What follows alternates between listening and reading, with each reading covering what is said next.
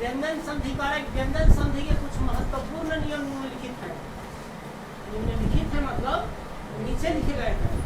तो कौन सा नियम है? पहला है छलांग जस्वंते। पहला नियम का क्या नाम है? छलांग जस्वंते। जबकि यह एक सूत्र है। इस नियम का यह क्या है? सूत्र है। नियम बता रहे कि यदि वर्ग का प्रथम वर्ण के बाद, यदि वर्ग के विषय में पढ़े जाएंगे वर्णमाला में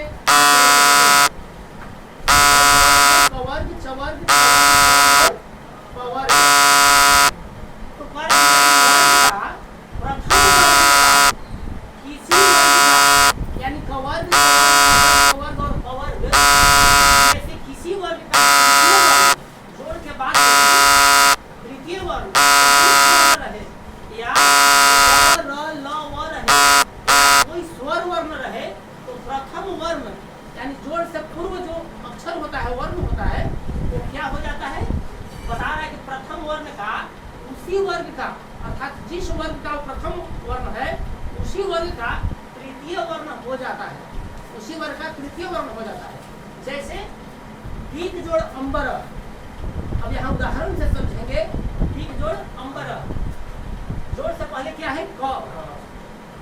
क जो है वो क वर्ग का प्रथम अक्षर हुआ। क वर्ग का प्रथम अक्षर हुआ तो क, और इसके बाद क्या रहा है? जोड़ के पश्चात कौन सा वर्ण आ रहा है? स्वर वर्ण आ रहा है। स्वर वर्ण आ रहा है। इसलिए यदि जोड़ के बाद स्वर वर्ण आता हो प्रथम वर्ण के बाद, तो प्रथम वर्ण अपने ही वर्ण का तृतीय वर्ण बन जाता है। तो यहाँ क है तो क का तृतीय वर्ण क्या होगा? ग बन जाएगा। क का तृतीय वर्ण क्या होगा? ग। क ख ग, तो क का ग बन जाएगा। जैसे अब इसकी संधि होगी तो बनेगा दिगंबर। दिगंबर, दीग जोड़ अंबर की संधि होगी तो क्या बनेगा? दिगंबर। दूसरा एग्जाम्पल है सत जोड़ भावना। सत जोड़ भावना, जोड़ से पूर्व कौन सा वर्ण है? त वर्ण है। त वर्ग का प्रथम वर्ण है त, और उसके बाद आ रहा है चतुर्थ वर्ण। प वर्ग का चतुर्थ वर्ण भ आ रहा है। तो प्रथम वर्ण के बाद यदि चतुर्थ वर्ण आता हो किसी भी वर्ग का, तो प्रथम वर्ण अपने ही वर्ग का तृतीय वर्ण हो जाता है ना? तो सत जोड़ भावना, यहाँ देखेंगे कि इसकी संधि होगी तो त का बन जाएगा द बन जाएगा, और त में जो हल दिख रहा है वो हल भी त के साथ रहेगा। और इधर भावना जो है उसको ज्यों का त्यों हम यहाँ लिख देते हैं। और कौन सा शब्द का निर्माण हुआ? सद्भावना। तो सत्य जोड़ भावना बराबर क्या बनेगा? सद्भावना बनेगा। दूसरा है अच जोड़ अंत। अच जोड़ अंत, अच जोड़ से पूर्व च वर्ण आ रहा है, जो च वर्ण का प्रथम वर्ण है, और बाद में क्या रहा है? स्वर वर्ण। तो नियम है छलांग जस्वंते सूत्र का, ये नियम है व्यंजन संधि का कि यदि प्रथम वर्ण के बाद किसी भी वर्ण का तृतीय या चतुर्थ वर्ण हो या यरल हो या कोई स्वर वर्ण आता हो, तो प्रथम वर्ण अपने ही वर्ण का तृतीय वर्ण हो जाता है। ये याद करने की चीज है। तो यहाँ जो च है, च का क्या बन जाएगा? तृतीय वर्ण च छ ज बन जाएगा।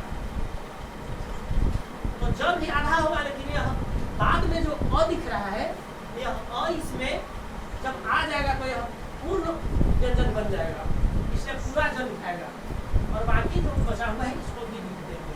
तो अच और अंत की संधि होगी तो कौन सा शब्द का निर्माण होगा? अजंत है।